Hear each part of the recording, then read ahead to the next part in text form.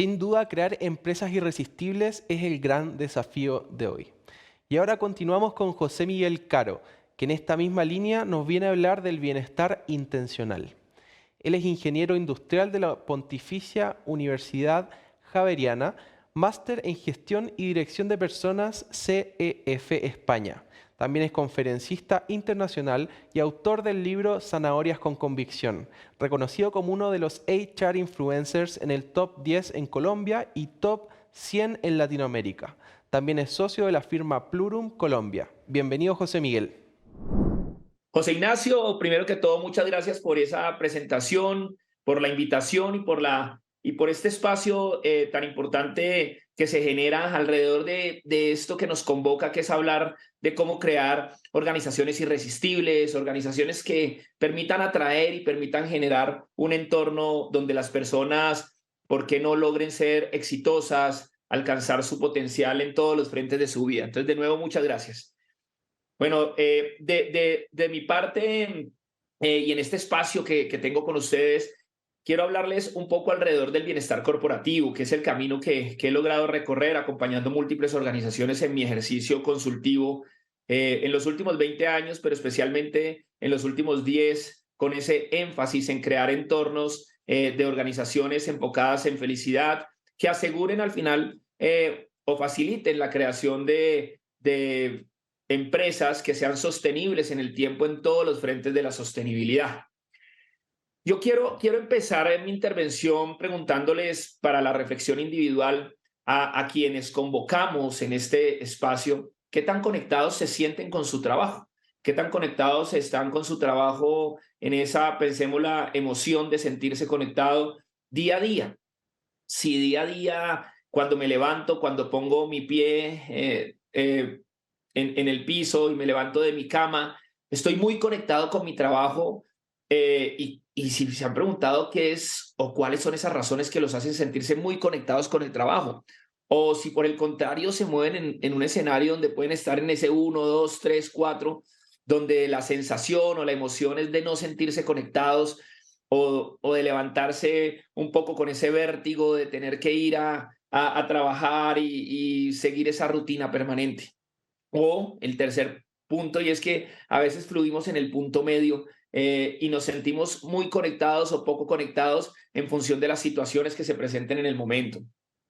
Parte de lo que se trabaja en la creación de entornos de bienestar corporativo es poder invitar a la gente a su reflexión individual en el entorno organizacional, a que se pregunte cuáles son esas razones con las cuales se facilita su conexión en el trabajo y cuáles no, para que se pregunte si esas razones que a veces lo hacen sentirse poco conectados con el trabajo son razones momentáneas por algún asunto específico que se pueda estar presentando, donde necesita ejercer un poco de resiliencia y ponerle un poco el pecho a la brisa, como decimos en nuestro entorno, para afrontar esas avatares o esos problemas que pueden darse, o si está más asociado a las relaciones y a lo que se vive en su organización, en la relación con otros, con su jefe, con lo que hace, que no lo hace sentirse conectado, sino por qué no pensar, pues ese es el trabajo que hay. Cuando hablamos de bienestar corporativo, yo quiero desmarcarme de la idea de hablar de qué le damos a la gente, de qué más como organizaciones le damos a la gente, qué cosas le entregamos a la gente. Esto no se trata de las cosas que le damos a la gente, sino qué entorno de relaciones construimos para que las personas se elijan ahí conectarse, alcanzar su potencial, conectarse con un proyecto, relacionarse bien con los demás, entendiendo, como diría Tom Peters en una de sus frases memorables, que todo siempre han sido las relaciones, son las relaciones y serán las relaciones.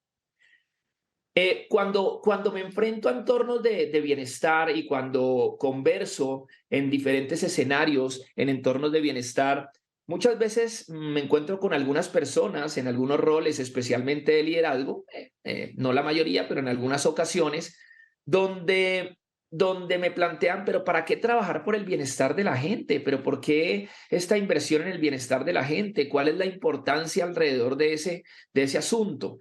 Y siempre les digo que se pregunten que si creen que invertir en el bienestar de la gente es un tema costoso, se pregunten cuánto vale el malestar Yo soy ingeniero, yo soy ingeniero industrial, soy una persona que desde la forma como creció y se formó profesionalmente, especialmente en la primera mitad de mi vida laboral, pues siempre y todavía me han acompañado los números y las cifras como algo que me permite iluminar el escenario y justificar un poco los temas en los que trabajo y en los que busco argumentar desde los hechos y desde las cifras las acciones que se puedan ejercer. Cuando les digo que cuánto vale el malestar, me gusta hablarles de cifras. Y entonces aquí encontramos algunas de ellas que son un reporte que trabajamos desde nuestra firma, la firma que yo represento, hablando con organizaciones y con personas alrededor de la medición del entorno de bienestar y felicidad en el trabajo. 7 de cada 10 personas reportan admiten, perdón, estar desconectadas de su trabajo. Y el 13% está desconectado de manera activa, porque no está como un poco en ese quiet quitting o en esa renuncia silenciosa, donde estamos hablando que el 10% de la gente va a su trabajo a hacer lo menos posible. 40% de las personas, 4 de cada 10, reportan que su trabajo es muy estresante y 1 de cada 3, el 33%, dice sentirse frustrado en el entorno del trabajo. 3 de cada 10 trabajadores han ganado más de 5 kilos en su ocupación actual. Y esto no tiene nada que ver con estar fit, con estar flaco, pero sí tiene que ver con lo que ha pasado en el entorno organizacional, especialmente en la pandemia y pospandemia, donde los escenarios de vida sedentaria se exacerbaron, se exponencializaron y de una u otra manera las personas no estamos aprovechando esos entornos para desconectarnos, para hacer ejercicio, para caminar o para eventualmente alimentarnos mejor. ¿Y saben qué? Los invito a preguntarse qué se está aplaudiendo de manera un poco tácita en sus compañías, es decir, sin darnos cuenta. ¿Qué es lo que estamos aplaudiendo a la hora de reconocer a otras personas? Aplaudimos a aquellas que de una u otra manera en el entorno no descansan, entran temprano, se desconectan tarde, no se levantan de la pantalla, comen rápido, comen mal, y ese es el que el líder reconoce como un gran trabajador. O aplaudimos una persona que le gusta vivir de forma integral y generar una conexión desde diferentes ámbitos donde es importante, obviamente, alcanzar y retarse en su trabajo, pero también tener una armonía en los otros entornos de su vida. En esta cuarta cifra que pueden ver ahí, el 50% de los empleados, 1 de cada 2, admite dificultad para generar una adecuada integración o balance vida-trabajo. Sí, esa integración vida-trabajo hoy es un tema fundamental, porque uno de los retos que tenemos como organizaciones y especialmente quienes lideran a otros es no solamente formar o preparar gente para que trabaje bien, sino gente para la vida. Y preparar gente para la vida implica que las personas deben contar con herramientas, con instrumentos y con información necesaria que les ayuden a tomar decisiones adecuadas para generar una fortalecida relación entre el entorno laboral y el entorno personal. Y las horas de trabajo, que son un tema muy importante a mencionar. Trabajamos más de 90.000 horas a lo largo de toda nuestra vida. En términos anuales, en nuestros países latinoamericanos, nosotros trabajamos entre 2.200 a 2.400 horas al año, aproximadamente. Sí, esos son los números que trabaja una persona en Latinoamérica. Pasamos terceras partes de nuestro tiempo despiertos en el trabajo. ¿No son esas razones para preguntarnos cómo en ese entorno donde pasamos el mayor tiempo o dedicamos la mayor energía, podemos crear un entorno de bienestar, un entorno donde queramos encontrar fluidez? Vamos a estar trabajando durante 40 o 50 años. Entonces, preguntémonos si no es necesario encontrar caminos para la conexión, para el bienestar, para la fluidez, para alcanzar al potencial, y si todo eso lo quisiera yo envolver en un concepto, para encontrar entornos de felicidad en el trabajo. Siempre he creído que todos estamos comprometidos con nuestro trabajo. A veces nos venden ideas o algunos paradigmas que dicen, no, es que la gente no está comprometida con el trabajo, las nuevas generaciones no se comprometen con el trabajo. Yo creo que todos estamos comprometidos cuando tenemos un trabajo y lo aceptamos. Solamente que el primer nivel del compromiso es un compromiso netamente transaccional, donde existe un contrato y yo lo voy a cumplir. Si me contrataste con unas responsabilidades, con una compensación, con una remuneración, y yo voy a cumplir con esas responsabilidades a cabalidad. Si la relación que promovemos de compromiso es netamente transaccional, es efectivamente donde caemos en la trampa de creer que la gente no se compromete. Porque pues si al final yo solamente estoy comprometido con lo transaccional, tanto organizacional como personalmente, pues en lo transaccional puede llegar a una mejor oferta del entorno y pues yo voy a coger esa mejor transacción porque lo que me interesa es eso. Entonces pareciera que no hay un compromiso. Pero en la evolución del compromiso aparece uno que es ese compromiso un poco más pasional, un compromiso con hacer o lograr poner en práctica en lo que soy bueno, lo que me gusta en mi trabajo y conectarme con lo que me gusta y lo que soy bueno me permite apasionarme y, por qué no, querer estar en la organización. Muchas veces en nuestras compañías no permitimos que la gente brille, no generamos entornos, espacios para que la gente ponga en práctica sus capacidades, las cosas en las que es bueno. Y ahí es fundamental que hagamos esfuerzos para que a todo nivel las personas puedan, ¿por qué no?, sacar el pincel de su vida y brillar y hacer eso que les gusta y no todo el tiempo haciendo el trabajo sucio y el trabajo de las cosas que generan rutina, porque eso al final hace que la gente se desconecte. Estamos generando entornos donde la gente puede conectarse con lo que le gusta. Si tengo una buena transacción o una transacción que me cuida y hago lo que me gusta o tengo espacios para hacer lo que me gusta, entendiendo que no siempre estoy haciendo lo que me gusta, pues claramente vamos a lograr caminar a un compromiso de más largo plazo. Y el que genera el bienestar y esa construcción conjunta con las personas y los líderes y la organización hacia la generación de entornos de mejores relaciones y mejores entornos emocionales. Esos entornos donde al final la gente dice, yo aquí estoy dispuesto a remangarme, a subirme mis mangas y estar en este contexto y jugar donde mi equipo me necesite.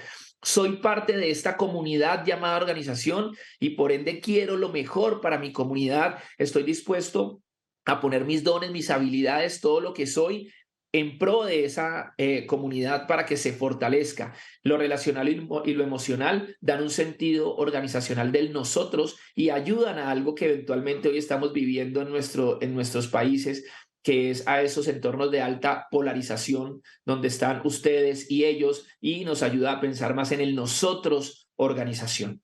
Entonces, debemos migrar en el compromiso desde nuestras acciones intencionales para pasar de lo transaccional a lo pasional, a lo emocional. Como se los mencionaba, Tom Peters dice que siempre se ha tratado de las relaciones, siempre lo han sido y siempre lo serán. Y eso a mí me encanta porque eventualmente, insisto, cuando hablamos de bienestar corporativo, creemos que esto se trata de crear paquetes de beneficios para los empleados y nada más lejano de la verdad. Claramente, una vertiente donde yo cuento con unos beneficios y unas prácticas adecuadas contribuyen al entorno, pero no son el entorno. Lo más importante que debe enfocarse el fortalecimiento del bienestar es en el trabajo de las relaciones a todo nivel, entendiendo que las organizaciones y nuestra sociedad y nuestra raza, nuestra especie, perdón, es una especie jerarquizada y las jerarquías eventualmente no van a desaparecer y son necesarias porque, como lo dice Ignacio Fernández, colega y amigo, la jerarquía delimita la cancha, establece los límites de la cancha. Las relaciones nos ayudan a que juguemos de manera diferente en esa cancha, a que nos conectemos de manera diferente en la cancha. La jerarquía establece los límites, las relaciones nos ayudan a transversalizar la forma como nos conectamos con otros, de tú a tú, de igual a igual. Desde esta mirada de las relaciones, es muy importante entender que todo lo que hagamos desde bienestar le pega al fortalecimiento de la cultura. Y si citamos a Peter Drucker, que dice que la cultura se come a la estrategia en el desayuno, pues es fundamental trabajar hoy en crear entornos donde nuestra cultura de manera intencional camine hacia donde yo como organización y líder o líderes organizacionales queremos que se comporte.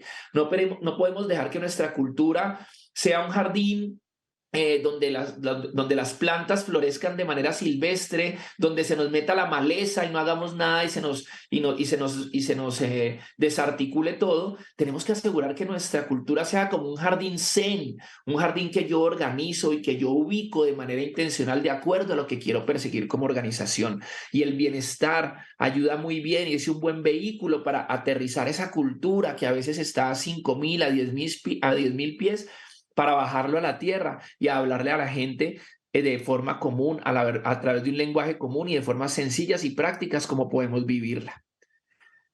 Hay un concepto que acuñé hace un tiempo para hablarle a las organizaciones de cuáles serían esos mínimos y esas mínimas acciones donde deberían fortalecerse desde trabajar en temas de bienestar y trabajar en temas hacia el fortalecimiento de la cultura, y lo llamé el nuevo core del negocio, el nuevo core business, utilizando ese anglicismo que me ayuda a generar esa conexión. Cuando hablamos de core, hablamos en su definición de Google de esa actividad que tiene la capacidad de generar valor y resulta esencial para adquirir, obtener una ventaja competitiva que le da gran beneficio, en este caso a la organización.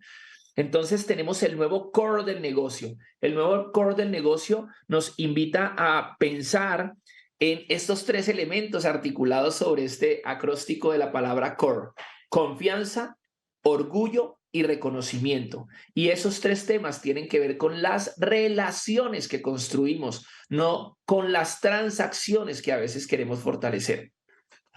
Confianza implica generar relaciones basadas en confianza. ¿Cómo generamos en nuestros entornos, donde a veces crecemos en escenarios de desconfianza pura, donde nos hablan de que eso tan bueno no dan, a generar relaciones basadas en la confianza y en la construcción conjunta? Cuidar y fortalecer el orgullo por la organización.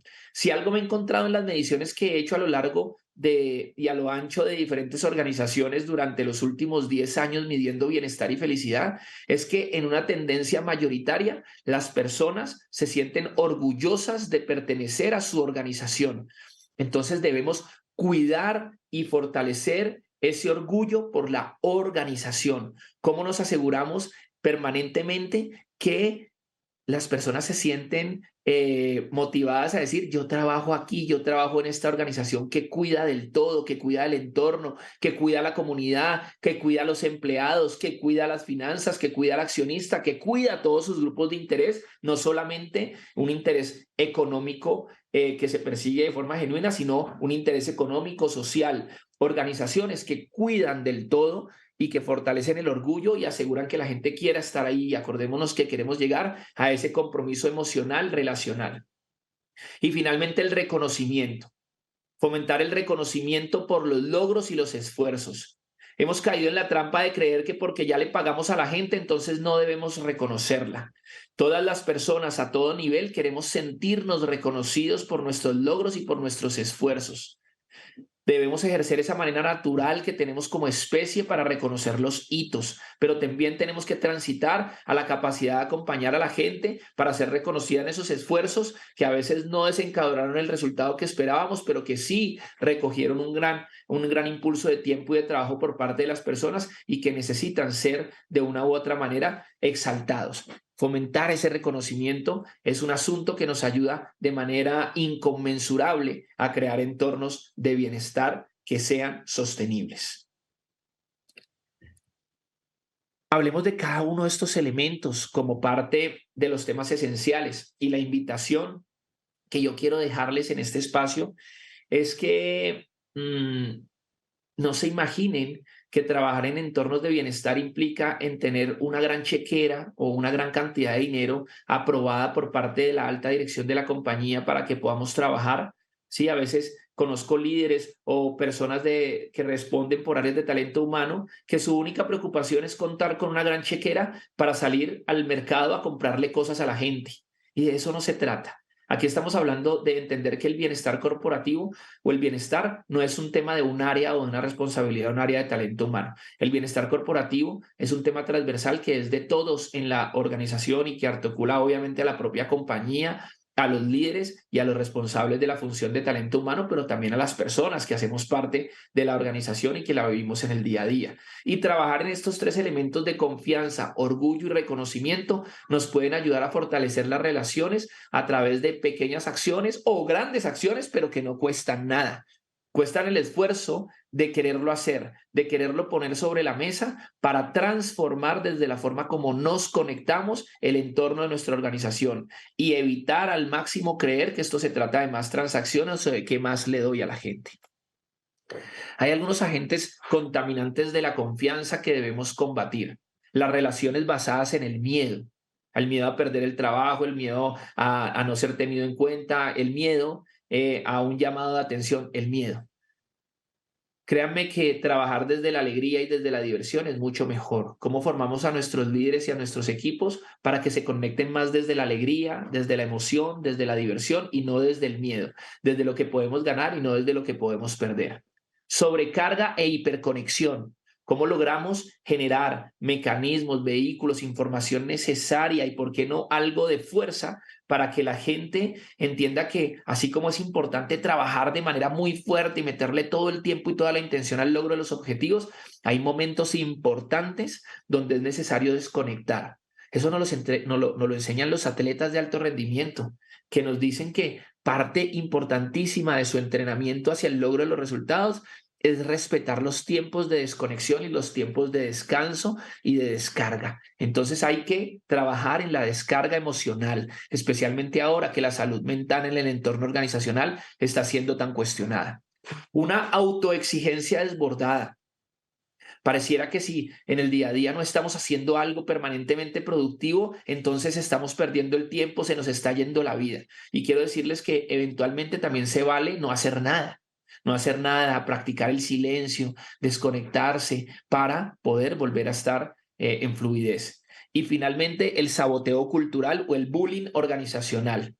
¿Cómo logramos nosotros crear una cultura donde aquellos personas o agentes contaminantes de la organización que están permanentemente hablando de lo malo, de lo que no es, eventualmente ya no estén en nuestra compañía o los invitemos a subirse a nuestro tren del bienestar, a nuestro tren del autocuidado? Pero no podemos permitir que ese saboteo permanezca en nuestra organización. Debemos erradicar el bullying de las organizaciones. Esos que están permanentemente diciéndole a los otros, pero ¿para qué se mete en eso? ¿Por qué es tan proactivo? Venga, eso no es importante, quédese callado. No, nosotros debemos promover que ese tipo de personas o se suban a nuestra cultura o se queden de nuestra cultura. Viendo una serie hace poco alrededor del ciclismo, del Tour de Francia, había una frase que decía que el pelotón es despiadado con el ciclista, es decir, si algún ciclista se cae o se queda, el pelotón en la carrera sigue. ¿Por qué no decirles que la cultura de alguna u otra manera debe ser muy exigente con la gente? El que no se quiera subir en la cultura que la organización debería generar, la cultura debe seguir y esa persona se queda. Sí, yo tengo que subirme porque la cultura que yo intencionalmente persigo no puede permitir que haya personas que la saboteen. Tenemos que trabajar entonces en crear un modelo de gobierno que nos ayude a que lo que queremos hacer desde el bienestar se fortalezca. Y ahí yo hablo de 3 elementos: poder, política y consecuencia, para que al final ese gobierno y ese cambio que queremos generar se proyecte y se dé. Poder es que alguien dijo lo que se hace, política es que alguien definió el cómo se hace y consecuencia es que no dé lo mismo hacer que no hacer. La consecuencia natural de hacerlo es el reconocimiento. De no hacerlo es el que o yo me suba o yo me baje de este nuevo camino organizacional. Cuando hablamos de orgullo, eh, quiero decirles que lo más importante para generar orgullo es empezar a crear entornos donde nos podamos medir más por los momentos que vivimos que por los resultados. Siempre las compañías van a medirse por resultados. Cualquier compañía con o sin ánimo de lucro se mide por los resultados que genera. Para eso existen las organizaciones, pero las personas nos medimos por los momentos que vivimos, por la forma como nos sentimos frente a ciertas situaciones.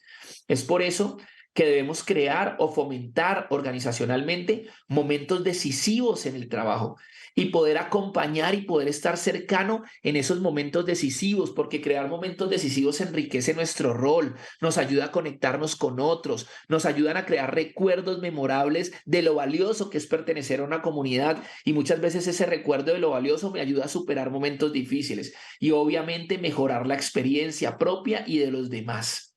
¿Dónde debemos crear esos momentos decisivos? Habría 3 momentos: hitos, esos momentos donde logramos algo muy importante, los cuales hay que exaltarlos. No nos perdamos la oportunidad de ejercer nuestro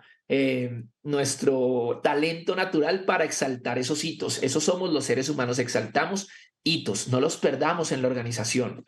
Transiciones, cuando alguien esté en un cambio, alguien que acaba de llegar a la compañía, alguien que pasó a liderar un equipo, alguien que se está retirando de nuestra organización, todas esas transiciones, por favor, cuidemos a las personas en la transición. ¿Cómo te cuido cuando llegaste? ¿Cómo te cuido cuando estás creciendo? ¿Cómo te cuido cuando te vas? Y finalmente, los hoyos, los huecos, las caídas, los rotos que pasan día a día, porque esto no se trata de siempre éxitos.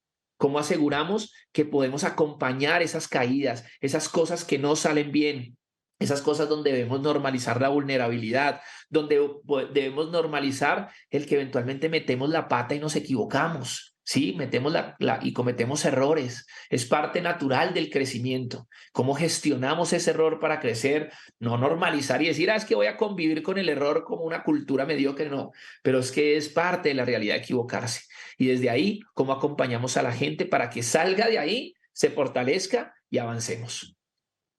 Y finalmente el reconocimiento que es la forma más simple de generar, llamémoslo, orgullo en otros. Y el más simple o la forma más simple de dar reconocimiento es la gratitud, la gratitud. La palabra reconocimiento significa eso, repetir, conocer y mentum, instrumento. Es el instrumento repetido para conocer algo o alguien. Debemos utilizar ese instrumento como si fuera un violín o como si fuera una guitarra o cualquier otro instrumento musical, si lo quisiera poner. Si diariamente tocamos el instrumento del reconocimiento, lo practicamos en nuestras conexiones con otros, en nuestros equipos primarios, pues cada vez vamos a ser más expertos y más maestros de las formas de reconocimiento. Es fundamental fortalecer esa capacidad y fortalecer ese instrumento. Porque el reconocimiento ayuda a todo, a fortalecer el orgullo, a generar un compromiso de largo aliento, a que la gente confíe en sus habilidades y se fortalezca, a que las personas quieran y se impulsen a alcanzar su máximo potencial, a crear la cultura que queremos, a fomentar un liderazgo ágil y cercano. El reconocimiento transversalmente es una buena vitamina, es como un multivitamínico organizacional, nos ayuda en todas y cada una de las cosas que necesitamos en la organización para fortalecernos en los momentos difíciles y para mantenernos fuertes en esos momentos donde estamos fluyendo. Hay una frase que se le atribuye a Santa Teresa, ya para ir cerrando, que habla de que si todo el mundo barriera la puerta de su casa, el mundo estaría limpio. La invitación que quiero hacerles a todos y cada uno de los que estuvieron y me acompañaron en este espacio es a eso, a que cuiden ese metro cuadrado que les entregaron, ese metro cuadrado donde cuiden sus relaciones, se cuiden a ustedes mismos. Eso es fundamental, porque si nos cuidamos a nosotros mismos, vamos a poder cuidar a los otros. Y para eso, lo más importante es que activemos nuestros autos. Si hay un auto que debiéramos manejar todos los días en nuestra vida, es este auto.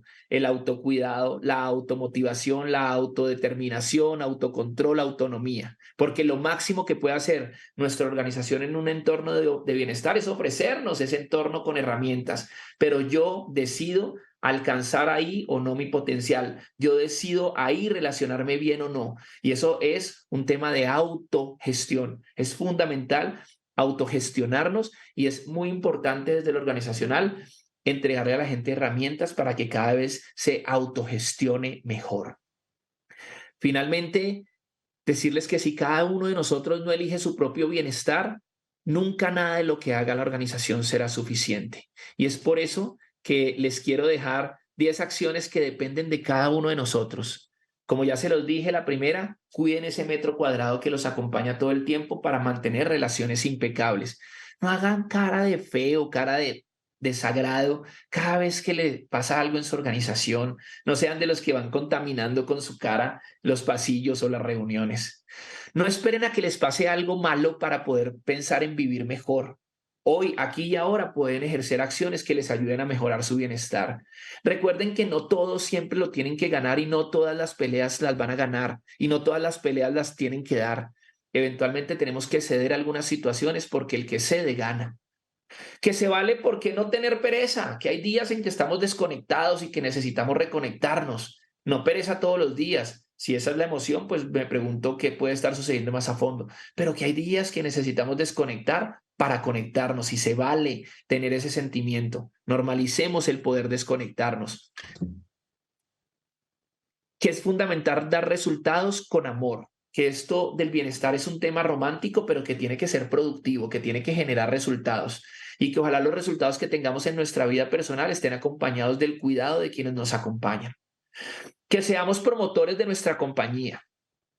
Si yo hago parte de una organización, debo ser promotor de ella. Eso no implica que no pueda poner o hablar sobre algún asunto que pueda mejorar o generar una crítica constructiva. Bienvenida, pero en el entorno, con la asertividad, a través de los espacios y canales creados, no contaminando el entorno.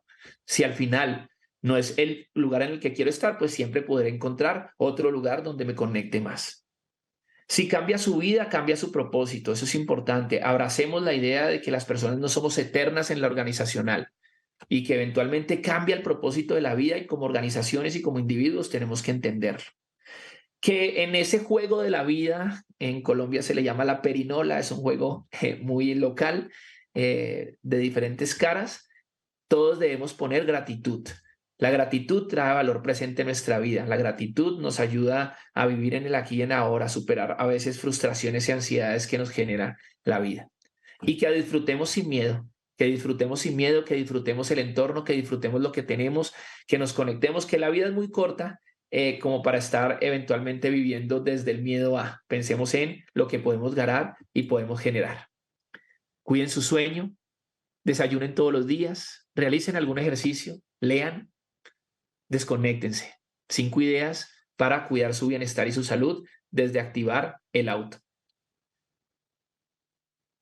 Los dejo con esta frase de mi libro que se llama Zanahorias con Convicción, donde quiero manifestar que la cultura es esa fiesta que la organización ofrece y el compromiso es lo que cada uno decide hacer en la fiesta.